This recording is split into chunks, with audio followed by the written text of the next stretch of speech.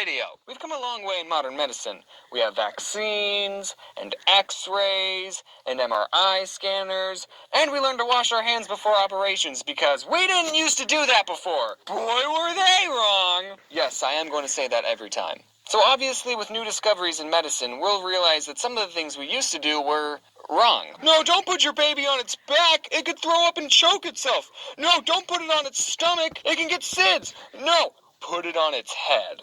And it also comes as no surprise that some of the things that we used to think were helpful were actually killing us. One such thing is mercury. You see, we didn't even realize that this stuff might be bad for us until 1926. Before that, we used mercury in everything. Okay, that's an exaggeration. We've been mining mercury since the Roman times and used mercury in paint and hats and thermometers. And back in ye old days, people who made hats with mercury had a higher chance of getting dementia. And that's where the term mad as a hatter came from, because they were mad with dementia.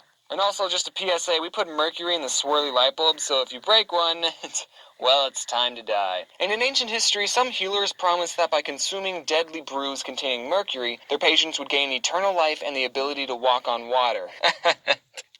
No. One of the most famous cases was a Chinese emperor called Qin Shi Huang, who died after ingesting a mercury pill that was supposed to make him immortal. Boy, were they wrong! Also, speaking of ingesting poisonous food, Europeans thought that the tomato was poisonous. What? So apparently, rich Europeans ate their tomatoes on pewter plates, which, guess what, had lead in them. And because tomatoes are acidic, whenever people ate tomatoes off the plates, the fruit, because they're a fruit, remember, would leach lead from the plate and become poisoned, and then people would eat it and die. And everyone blamed the tomato, but the real killer was right under them the whole time. And apparently there's a story about George Washington where one of his cooks tried to assassinate him by putting a tomato in his soup. But that didn't work because they're harmless.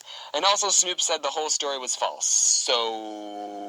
boy, were they wrong! Here's something else. In medieval times, back before we really knew about diseases and immune systems, if someone was sick, doctors would just be like, ugh, you just got bad blood, man. So what the doctors would do to remedy this would be to slit your wrists and let them bleed all of their blood out. This was called bloodletting. And also something cool is that it wasn't surgeons doing these procedures, it was barbers. But surgeon barbers, not the ones who cut hair. And they were called that because they carried big scissors around and cut people's wrists. And also, according to Wikipedia, that's the reason barbershops have red and white poles in front of them, because the red symbolizes blood and the white bandages. Or I could be totally wrong, I'm not doing any more research into it. But back to bloodletting, no, it's incredibly stupid. In fact, our blood has white blood cells in it, which kill viruses, so... boy, were they wrong! Okay, what else we got? So do you remember in 10th grade chemistry when you had to remember all those elements on the periodic table? And remember how you failed that test and thought, man, if only the periodic table was shorter and had like 4 elements, and those elements were earth, water, fire, and air. Well, if you lived in the BC to early 16th century, you wouldn't have had to take that online chem class because you'd have been right. And apparently Aristotle said that there was a 5th element, aether, which, according to the second Thor movie, is one of the 6 Infinity Stones. And people believed this until this freaking guy was like, actually there's a bajillion elements, and now everyone has to memorize them. You know, I wonder what those BuzzFeed articles that are like 9 things you thought were true but aren't would have been like in medieval times.